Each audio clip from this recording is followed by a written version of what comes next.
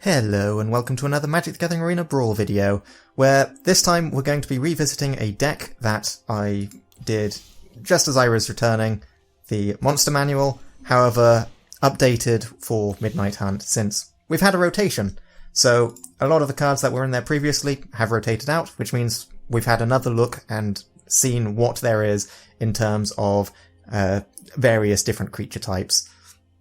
In general, I've still got essentially no repeating creature types amidst what I have, and this is something that will likely keep updating with the future sets that come out as more creature types are introduced that aren't lining up with what's already available, whether that's new ones or just better options within them. However, for the time being, this is working pretty well as a deck. So, the simple premise for those who aren't familiar, Volo copies any creature that doesn't share a creature type with a creature type with a creature in your graveyard or on the battlefield.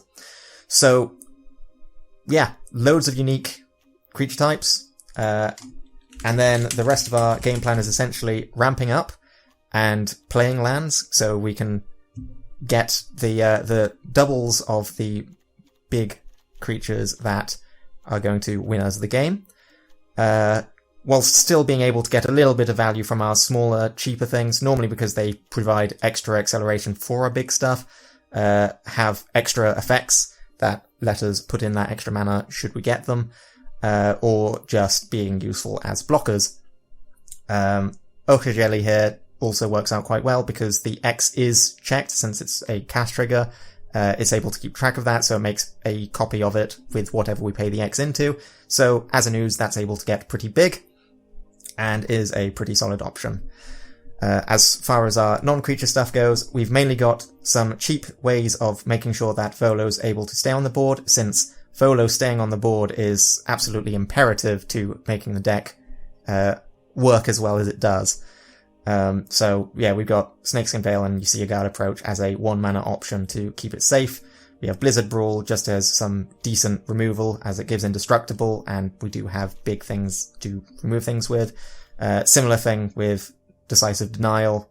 And then we have our Raven Form as an option, Sword coming into Disdainful Stroke, just as a couple of counters to be able to interact with what our opponent has, and their scary plays, so potentially their removal on Volo. Then, outside of that, we've got Croaking Counterpart and Double Major, as it feels thematic to copy things, and it's somewhat amusing to make something into a frog. It also helps that additional creature type doesn't affect any of our other typings, so that's another plus. Yeah, and hopefully this will be able to perform well, get some good games in, and still be able to perform to a level that it did with the previous version, when we had a full 8 sets worth of powerful cards to use. So yeah, like we're running things like Owlbear in here as well. It's like, sure, it's a 5-mana 4/4 common, but it does draw us 2 cards when Volo's on the field, and there aren't any better birds, bears in at the moment, at least not in these colours. So, without further ado, let's get into some games.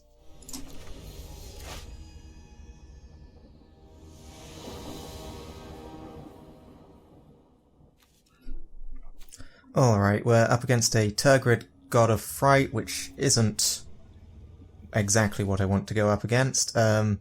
This hand's alright, although I don't have anything to copy, which is arguably fine, in the sense of what I've got to discard.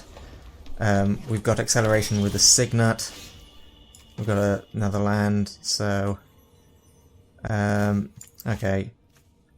Well, I should have decided whether or not I was playing the Mimic first or not.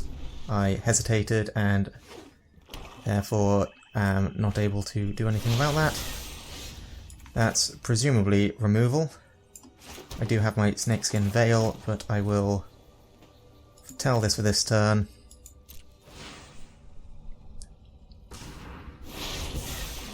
And then next turn I'll be able to have protection for Volo. Discard 2 cards. Okay, so we'll get rid of the Blizzard Brawl and the Mimic. Yeah, we'll get rid of the Mimic. Alright, a Riddle Master is pretty good.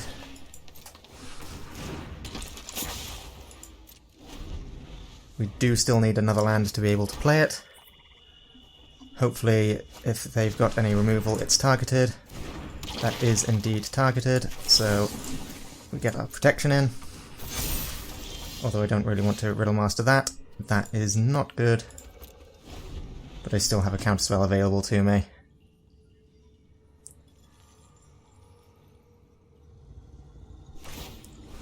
Alright, they're attacking with a cube. This is fine.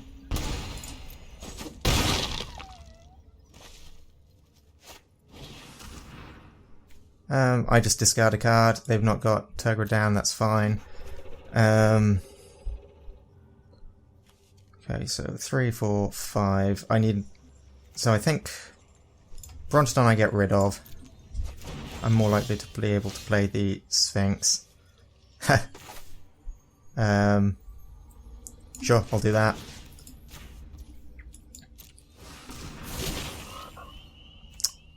Well. I would have thought that that entered the battlefield. Oh, it's not news. Yeah. Oh well. That is indeed an oops, but it does give me a blocker.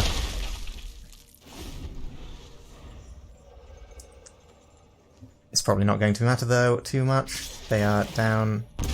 Although with that trigger is a bit awkward. Ah well, that was a misplay. Yeah, that gets countered.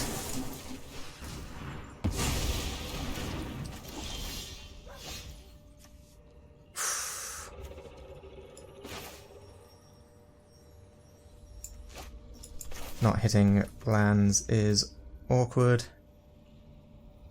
I don't want to get rid of the cube just yet, so I will just foretell that. I'll attack with both.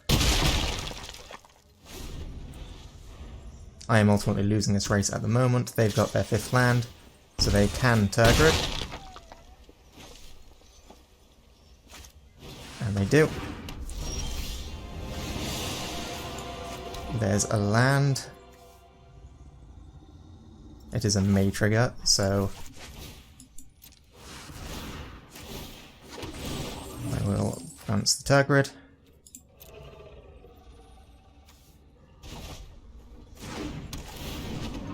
And I will decline that. Okay, here we go. So I've not got anything in hand for them to discard. They could play Tergrid, but I don't think there's any 1-mana forced sacrifices. And I've still got the Raven form. So I can then Raven form Tergrid. I attack first with my Sphinxes.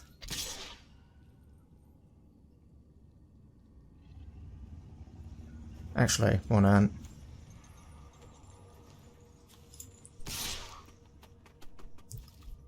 Alright, yeah, I attack with both Sphinxes. And then I Cackling Counterpart, copying the Sphinx. And then this one can bounce Tergrid.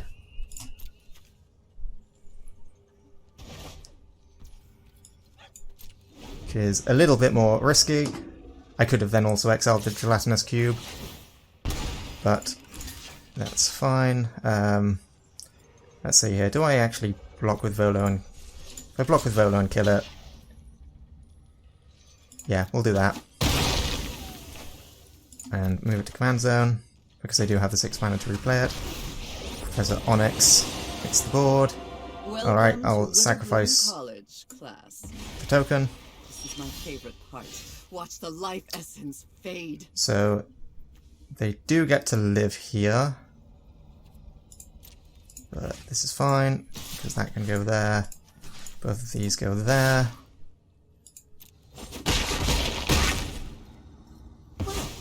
Guess you don't need my help. And then I'll just drop the Volo again. A board wipe would be devastating, but they don't appear to have it, so that's game.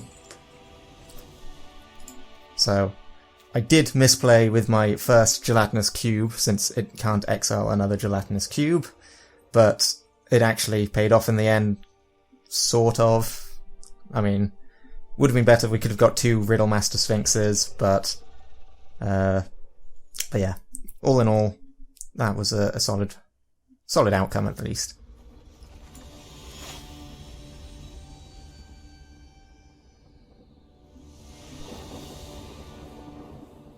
Okay, Trelasarra.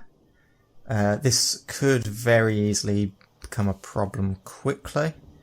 I don't have much in terms of removal, at least not solid removal. I think this is still fine though. We've got a nice bit of acceleration available to us. So the question is, we'll start with the forest regardless.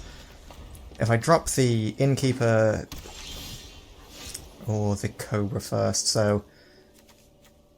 or signet. In fact, I think the correct play is signet. Then next turn we can cobra, land, innkeeper.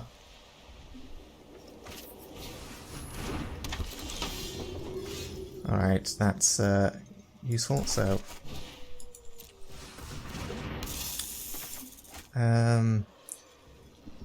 double blue or double green. I think we'll get the extra blue first. I didn't even necessarily need that for that, but I now have the stroke up, I guess. So, ideally I draw a land.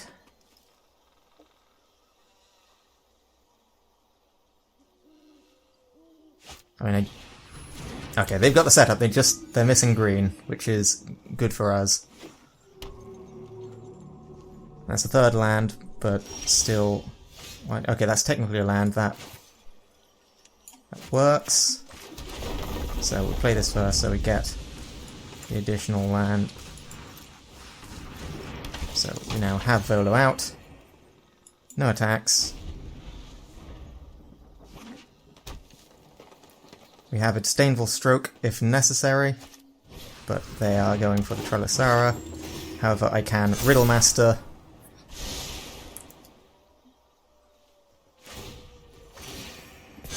Yep, they gain their life, get their scrying going. Oh, that's perfect. Yes, keep buffing your Trelasarra, makes it easier for me to remove it. Okay, and a land, which means I get to keep the treasure. And I think I also get to keep up Disdainful Stroke. So, get blue.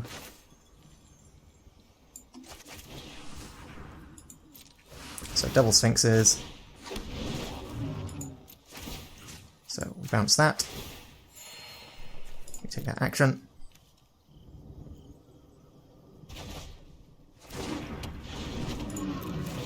And we bounce that.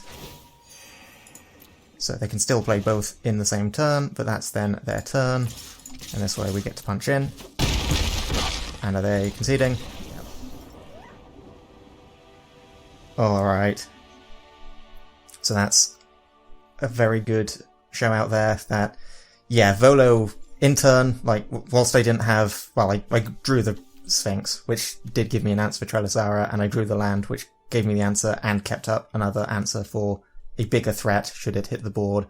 But yeah, these are both decks that you really need removal for the centerpiece card, because without that, the deck isn't anywhere near as good. Whereas if they stay on the board for just a couple of turns even, you can get that sort of value, and yeah, game's over before you knew it even began.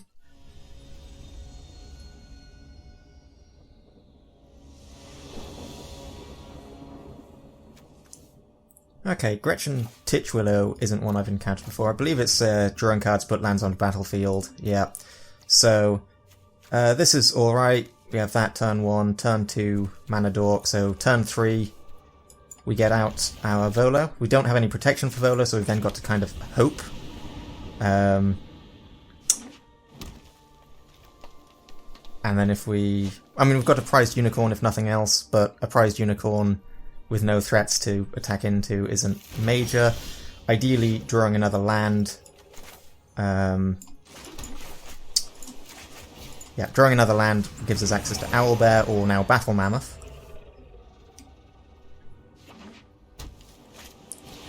Okay, Gretchen is down. There's our additional land. So we get out our Volo.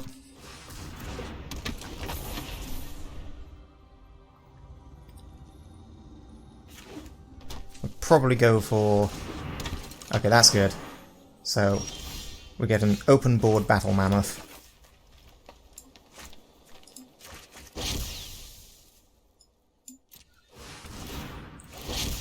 So 2 giant 6/5s, and if they target our stuff now, we get to draw 2 cards. Ochre Jelly splits when it dies, I believe, so I do want to keep building up mana for that. Alright, they are just ramping at the moment, which is fine, because we're about to start punching hard. Wandering Archaic or Owlbear, so we get to copy instants and sorceries should we want to. Could also do that and safely attack, confirm an attack through next turn. But I think it's fine for now, so we just attack with these 2.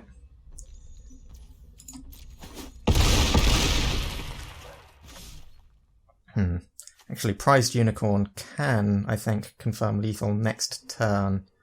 So there is an argument for that. I've not dropped a land this turn, so drawing cards is a plus.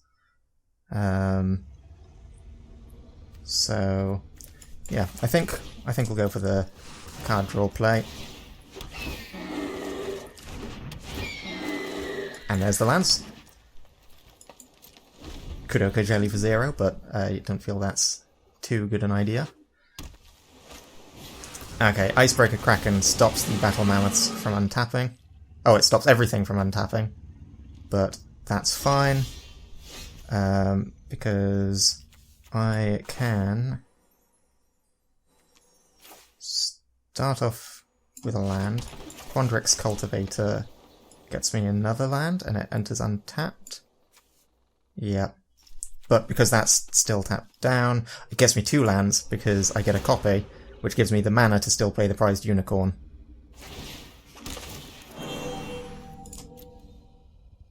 So, Forest.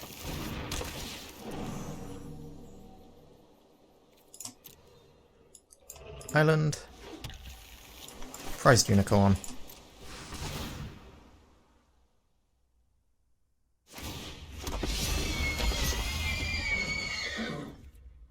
No attacks this turn. Next turn, we should have the lethal. Yep, Ren and 7 does nothing here, thanks to the prized unicorns. We contain fires. The trees can fight their own battles.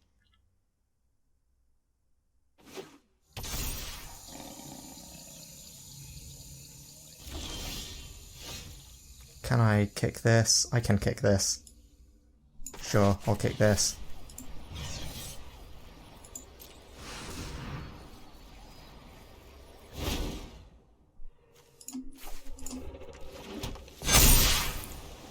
Next combat. We'll attack you, except we'll keep the real one. So now everything's forced to block prized unicorn.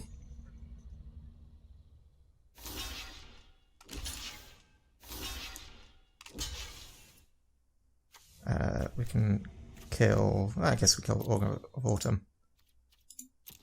It's a good game. Healthy bit of damage. So yeah, they managed to ramp up and get some big things out, but unfortunately we'd had a couple of turns getting our own big stuff out and we're able to go around them. Alright, that was the deck in action. A bit shorter than the usual videos I've done, but I figured since it's a deck that I've already done previously, and since we're nearing rotation again, with Crimson Vow coming in, that it's probably best not to do too much with it, just because, once again, it's an interesting deck idea that can keep updating whenever new creatures come out, as opposed to the usual sort of thing with a tribal deck, where there are the best creatures of a specific type, and sure, a couple of them may switch around, but eventually it becomes the same, stays the same, essentially.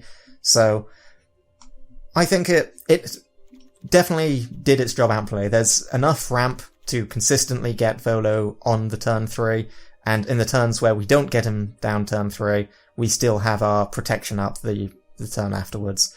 So, all in all, very happy with how it performed.